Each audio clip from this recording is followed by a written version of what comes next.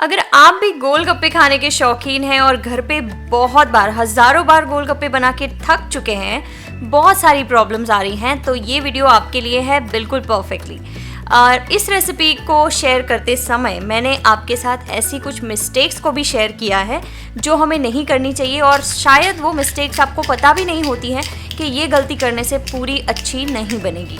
तो वही सारी मिस्टेक्स मैं आपके साथ आज शेयर करने वाली हूँ। साथ ही साथ आप यहाँ पर रिजल्ट देख सकते हैं, कितने परफेक्ट करारे और फुले फुले गोलगप्पे बने हैं हमारे, और ये बहुत ही कम इंग्रेडिएंट्स में, कम मेहनत में और कम टाइम में बने हैं। तो चलिए शुरू करते हैं अपनी अमेजिंग सी रेसिपी परफेक्ट आटे के गोलगप्पे बनाने की।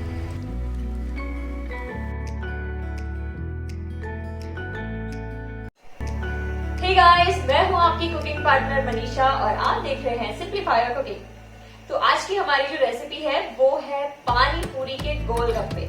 जी हाँ, मुझे पता है, मैंने ऑलरेडी पानी पूरी के गोलगप्पे की रेसिपी अच्छे से शेयर की हुई है और आपने उस रेसिपी को बहुत पसंद किया है। लेकिन आज कुछ ऐसी छोटी छोटी मिस्टेक्स बताने वाली हूँ जो आपको नहीं करनी चाहिए जब भी पानी पूरी आप घर पे बनाते हैं। चलिए शुरू करते हैं, सीधा चलते हैं किचन में। Let's get started.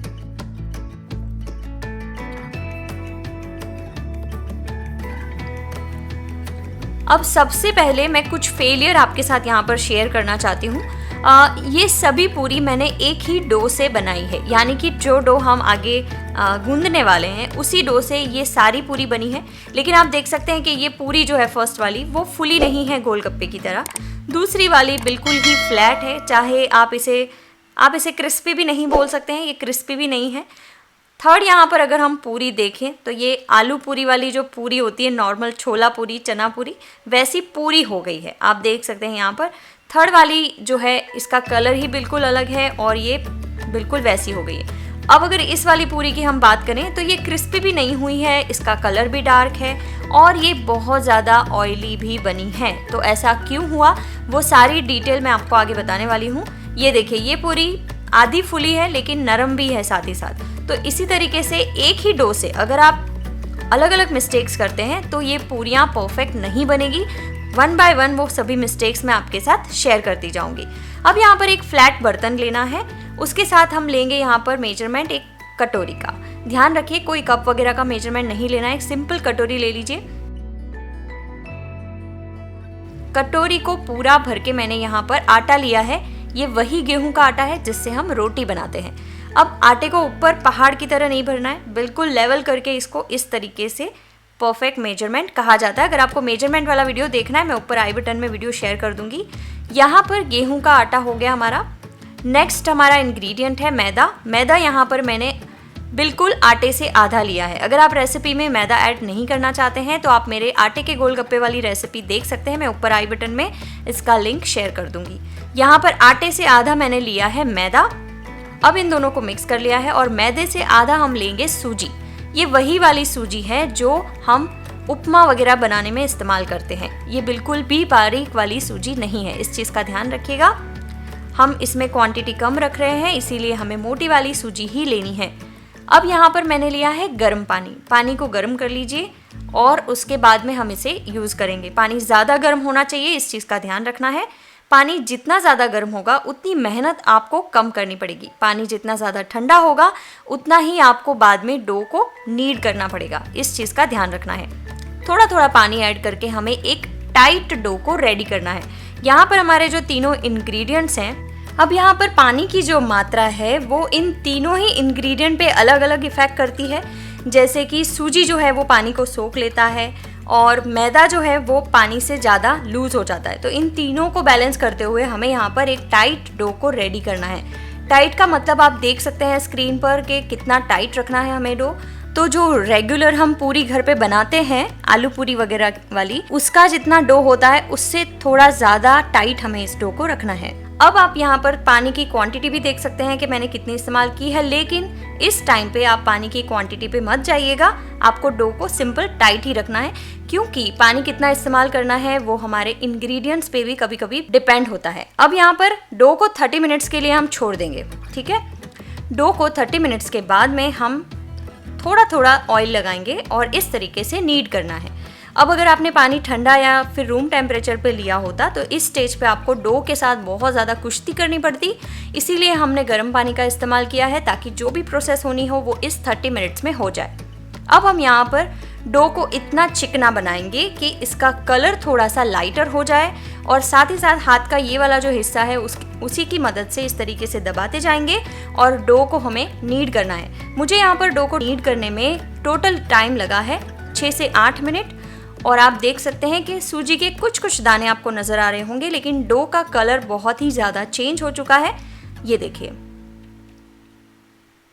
तो डो इस तरीके से स्मूथ होना चाहिए। अब हमें यहाँ पर डो के इक्वल पार्ट बनाने हैं। मैंने यहाँ पर 5 से 6 इसके पार्ट बना लिए हैं इक्वल। ये देखिए, अब हमें थोड़ा सा ऑयल का इस्तेमाल हम जितना हो सके उतना कम ही करेंगे। ध्यान रखना है कि इसे बहुत ज़्यादा ऑयली नहीं बनाना है हमें डो को, क्योंकि फिर उसकी वजह से बाद में जो पूरी बनेगी, जो गोलगप्पे बनेंगे वो बहुत ज़्यादा ऑयली लगेंगे। तो इस तरीके से रोल बना लीजिए और छोटे छोटे इसके बॉल्स आप कट कर लीजिए। ये देखिए, बस आपको ध्यान रखना है कि पूरी का जो ये छोटी वाली लोई होगी वो उतनी होनी चाहिए कि काबुली चना होता है ना, जो छोले वाला चना होता है, वो सोक होने के बाद कितना बड़ा होता है, बस उससे ज़्यादा बड़ा बनाएंगे तो फिर पूरी खाने में मज़ा नहीं आएगा। इस चीज़ का ध्यान रखेंगे और सभी लोइयों को हम इस तरीके से तेल लगा के इसको प्लेट में रोल कर लेंगे ताकि ये अच्छे से गोल हो जाए। अब ध्यान रखिए कि आपको बहुत सारी पूरी एक साथ बेलनी है तो किसी गीले कपड़े से इसे ढक के रखना ज़रूरी है। गीले कपड़े से क्यों ढकना है वो मैं आपको आगे इसे फ्राई करते समय बताऊंगी। फिलहाल हम यहाँ पर फोकस करते हैं इसे बेलने पे। तो सिंपली इस तरीके से रोल कीजिए, प्रेस कीजिए और अब हमारी जो लोई है वो परफेक्ट गोल हो चुकी है। अब हम एक बेलन का स्ट्रोक आगे, एक पीछे और एक इस तरीके से। तो इसे बेलते समय हमें ध्यान रखने वाली बात यह है कि अगर आप बेलन के छोटे छोटे स्ट्रोक्स मारेंगे पूरी के ऊपर तो आपकी पूरी कभी भी नहीं फूलेगी। इस चीज़ का ध्यान रखना है। बेलन से हम जो स्ट्रोक मारेंगे वो कंप्लीट होना चाहिए, आगे से पीछे पूरा होना चाहिए। इस चीज़ का ध्यान रखना है। इसे बहुत ज़्यादा पतला नहीं बेलना है, साथ ही इसकी बड़ी रोटी बना के कुकी कटर से कट नहीं करना है, नहीं तो परफेक्ट गोलगप्पे गुब्बारे की तरह नहीं फूलेंगे। अब हमें इसे फ्राई करना है। तो फ्राई करने के लिए जब आप इस तरीके से थालियों में इसे फैलाएंगे, पहली बात तो आपको इसे गीले कपड़े से ढक के ही रखना है। सेकेंड चीज़ ये है कि पूरी जिस तरफ से आप उठाएंगे नीचे की साइड जो है वो नीचे ही रहनी चाहिए, तभी आपकी पूरी जो है फूलेगी परफेक्ट। अब यहाँ पर आपको ध्यान रखना है कि तेल बहुत अच्छा गर्म होना चाहिए जिस समय पे आप पूरी को उसमें ऐड करते हैं। देखिए यहाँ पर पूरी को कलछी जो है टच नहीं होनी चाहिए, यानी कि कलछी की जो किनारी है वो लगनी नहीं चाहिए, नहीं तो पूरी फूट जाएगी ऑयल में और ऑयली हो जाएगी।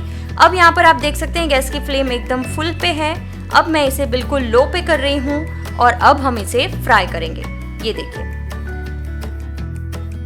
अब यहाँ पर मैं आपको बताती हूँ पूरी को फ्राई करने का थोड़ा सा छोटा सा लॉजिक।